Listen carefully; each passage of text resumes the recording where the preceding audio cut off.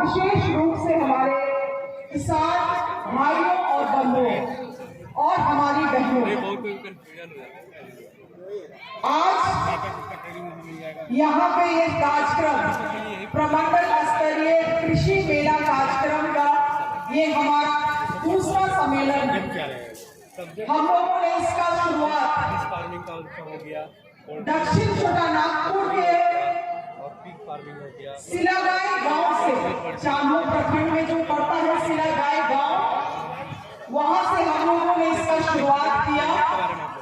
और आज यहाँ पे विभिन्न स्टॉल्स लगाए गए हैं और हमारे आने से पहले आपको मौका भी लगा होगा कि आप एक स्टॉल में जाके निरीक्षण कर पाए, देख पाए कि कृषि विभाग, पशुपालन और सहकारिता विभाग से क्या योजनाएं आपको दी जा रही हैं। मैं मानती हूं कि अगर आज इस जगह पे आप आए हैं तो आप एक तत्पर किसान हैं और आप चीजों को सीखना चाहते हैं, जानना चाहते हैं। क्योंकि दोस्तों, भाइयों और बहनों, अब समय भी काफी बदल चुका है। पारंपरिक तरीके से हमारा झारखंड राज्य लगातार खेती बाड़ी करता आया है और यही कारण है कि 90% जमीन में, जो हमारा उपज जमीन है, उसका 90% भूमि में हम लोग केवल और केवल धान उगाते हैं। मगर दूसरे राज्य जो कृषि के क्षेत्र में सफल हुए हैं, वो राज्य धान के अलावे बहुत सारे ऐसे कृषि संबंधित कार्य कर रहे हैं जो आज उनको एक बेहतर सफल किसान और उस राज्य को मजबूत बनाने में मदद कर रहा है। इस बात को हम ऐसे ही नहीं कह रहे जब हम कहते हैं कि समय बदल गया। आप ही सोच लीजिए, आज ढेकी में कूटा हुआ चावल कोई खा रहा है? कोई नहीं खा रहा। समय बदल गया है और समय के साथ हमें अपने सोच, अपने तौर तरीकों को भी बदलना होगा। मैं दक्षिण छोटा नागपुर के मांडल विधानसभा से आती हूँ। अपने वर्तमान की सरकार में सबसे कम उम्र की मंत्री हूँ। बहुत लोग इसको चुनौती की तरफ भी देखते हैं,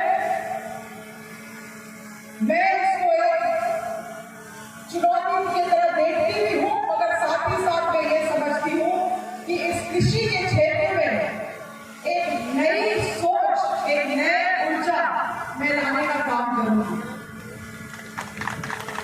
और यही कारण है कि लगातार सभी प्रमंडलों में जाके अपने किसानों से एक संवाद स्थापित करने का काम भी कर रहे हैं। आज केवल किसानों को केवल धान उत्पादन ही नहीं, अन्य कृषि संबंधित कार्यों में भी अपना फोकस करना होगा। आज हमारे विभाग से मत्स्य पालन, पशुपालन, बागवानी, कई अन्य चीजें का योजना आपको दिया जा रहा है। योजना मात्र एक सीढ़ी है। योजना के साथ साथ हम लोग प्रशिक्षण भी दे रहे हैं कई सारे क्षेत्रों में, और जो किसान इन प्रशिक्षणों का लाभ उठा रहे हैं, वो किसान झारखंड में लाखों रुपया कमाने का काम भी कर रहे हैं। और ये केवल बातों बात में बात नहीं है, ये हो रहा है।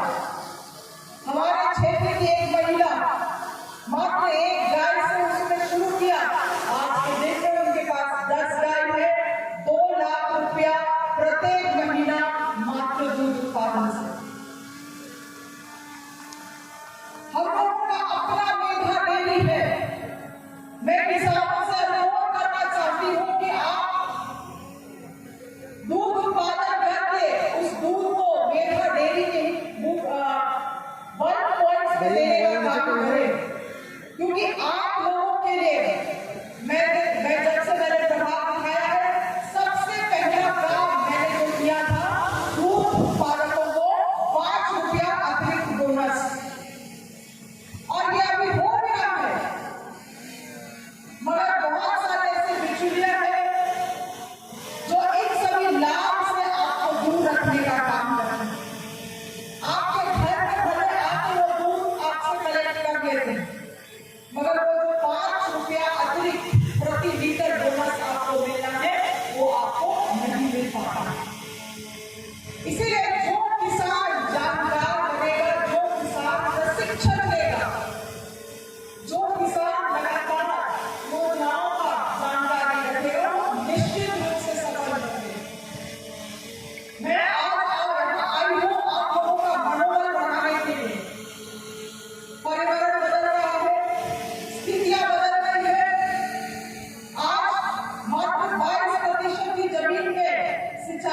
सुविधा उपलब्ध कराई गई थी।